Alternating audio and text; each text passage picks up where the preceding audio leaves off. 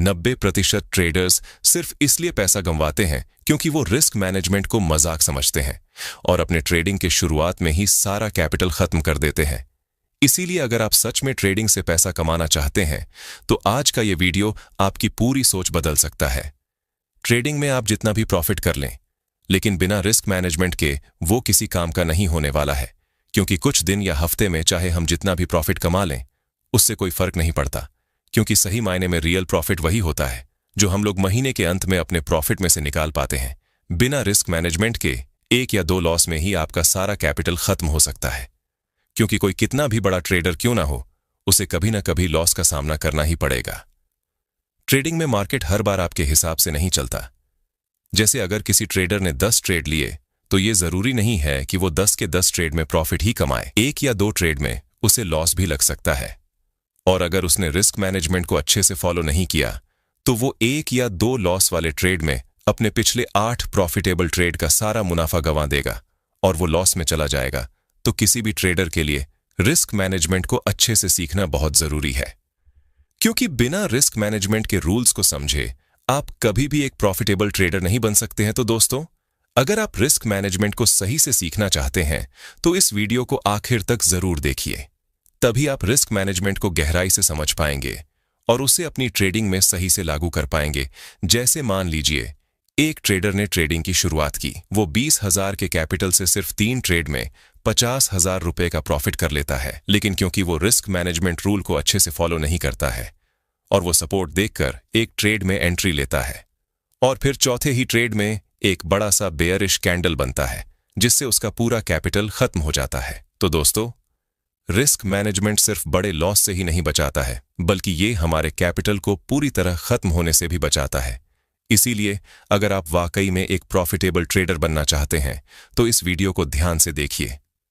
चलिए सबसे पहले समझते हैं कि रिस्क मैनेजमेंट होता क्या है। रिस्क मैनेजमेंट का मतलब है अपने नुकसान को कम करना और अपने ट्रेडिंग अकाउंट को सुरक्षित रखना। अगर आप बिना किसी प्लानिंग के ट्रेडिंग करेंगे तो एक ही गलत ट्रेड आपका पूरा पैसा डुबा सकता है, लेकिन सही रिस्क मैनेजमेंट के साथ आप लंबे समय तक ट्रेडिंग में टिक सकते हैं और लगातार मुनाफा कमा सकते हैं।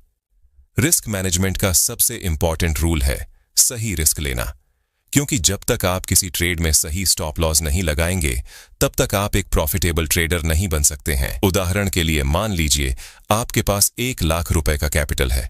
अगर आप एक ही ट्रेड में सारा पैसा लगा देते हैं और शेयर 10% गिर जाता है तो आपका 10,000 रुपए का नुकसान हो जाएगा। लेकिन अगर आप रिस्क मैनेजमेंट का सही पालन करें तो आप सिर्फ 1,000 से 2,000 तक का रिस्क लेंगे।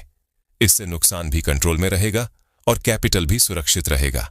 अब चलिए इसे एक चार्ट के उदाहरण से समझते हैं, जिससे रिस्क मैनेजमेंट और भी बेहतर समझ में आएगा। यह निफ्टी का चार्ट है। यहां पर एक सपोर्ट है जिसे देखकर बहुत से ट्रेडर्स ने बाय किया। यहां 2 प्रकार के ट्रेडर हैं, ट्रेडर ए और ट्रेडर बी। दोनों का कैपिटल 1 लाख रुपए है। ट्रेडर ए जो रिस्क मैनेजमेंट को फॉलो करता है, ट्रेडर बी जो रिस्क मैनेजमेंट को फॉलो नहीं करता। दोनों ने ट्रेड में एंट्री ली। ट्रेडर ए ने रिस्क मैनेजमेंट रूल को मानते हुए अपने ट्रेड में स्टॉप लॉस लगाया। वहीं ट्रेडर बी ने स्टॉप लॉस अपने मन में ही सोच लिया, लेकिन वो लगाया नहीं। तभी चार्ट पर एक बड़ी बेयरिश कैंडल बनता है और दोनों को लॉस हो जाता है। लेकिन फर्क यहां से शुरू होता है। ट्रेडर ए ने स्टॉप लॉस अपने कैपिटल का सिर्फ 2% लगाया था, यानी उसे सिर्फ 2,000 रुपए का लॉस हुआ। वहीं ट्रेडर बी ने बिना स्टॉप लॉस के ट्रेड किया तो उसे 4,000 रुपए का लॉस हुआ। अगर परसेंटेज की बात करें, ट्रेडर ए ने जहां 2% का लॉस किया, वहीं ट्रेडर बी ने 4% का नुकसान सहा। इससे साफ पता चलता है कि अगर ट्रेडर बी ने भी रिस्क मैनेजमेंट रूल्स को फॉलो किया होता तो उसका नुकसान आधा हो सकता था। इसलिए हमें हमेशा स्टॉप लॉस लगाकर ही ट्रेड करना चाहिए और कभी भी बहुत बड़ा स्टॉप लॉस नहीं लगाना चाहिए, क्योंकि कुछ लोग अपने कैपिटल का 10% या 20% तक रिस्क ले लेते हैं और जब उनका स्टॉप लॉस हिट होता है तो बहुत बड़ा लॉस हो जाता है। अगर ऐसा 4 से 5 बार हो गया तो उनका पूरा कैपिटल ही खत्म हो जाएगा।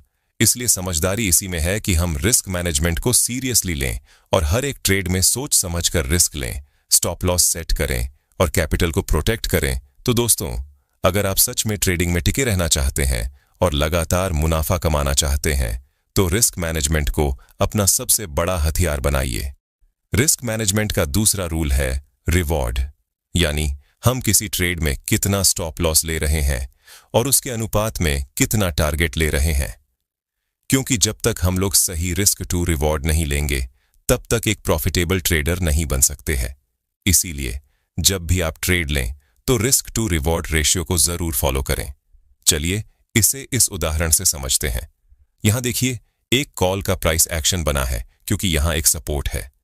इसे देखकर सभी ने ट्रेड में एंट्री ली, लेकिन थोड़ा ऊपर ही एक रेजिस्टेंस है।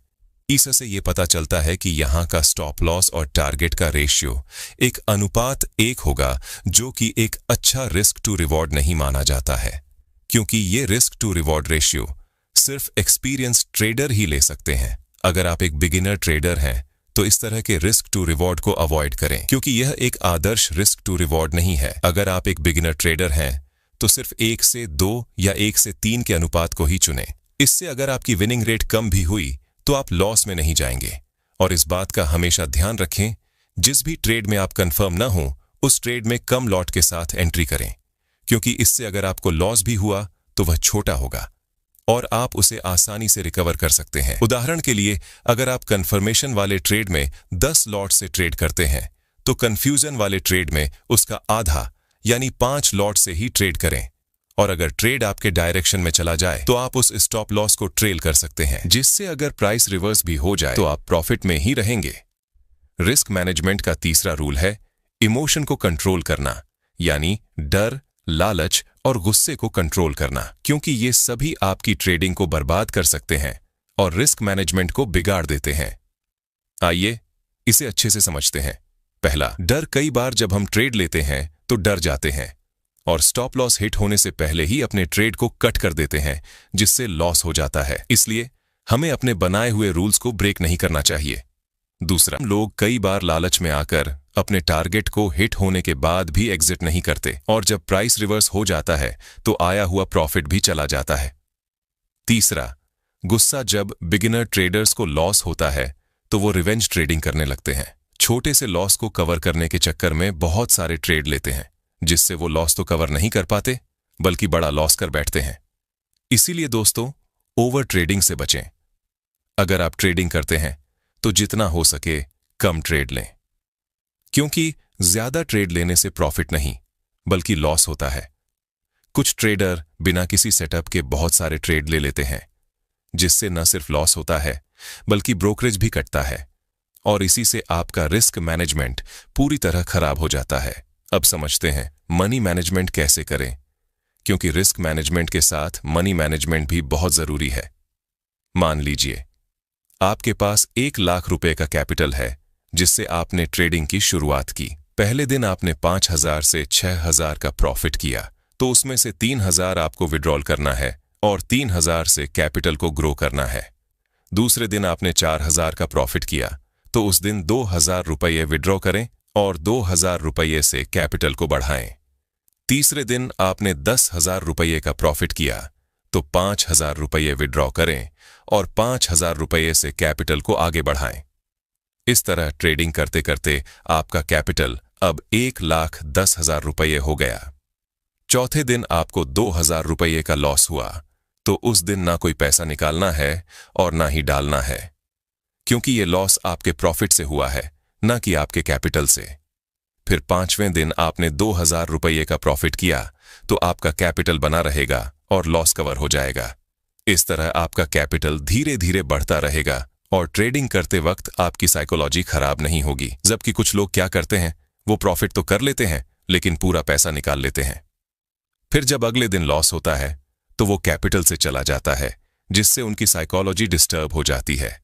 ऐसे में वो मार्केट से लड़ने लगते हैं, रिवेंज ट्रेडिंग करते हैं और भी बड़ा लॉस कर बैठते हैं। तो ध्यान रखें, जब भी आपको प्रॉफिट हो उसका आधा हिस्सा ही निकालिए।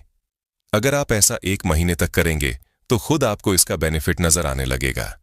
अगर आप रिस्क मैनेजमेंट के सभी टॉपिक्स को डिटेल में समझना चाहते हैं, जैसे स्टॉप लॉस कितना लगाएं, टारगेट कितना रखें, तो आप हमारे चैनल पर जाकर बाकी सभी वीडियो जरूर देखें। अगर ये वीडियो आपको अच्छा लगा हो तो लाइक और सब्सक्राइब जरूर करें और कमेंट में बताइए कि अगली वीडियो में आप किस टॉपिक पर जानकारी चाहते हैं।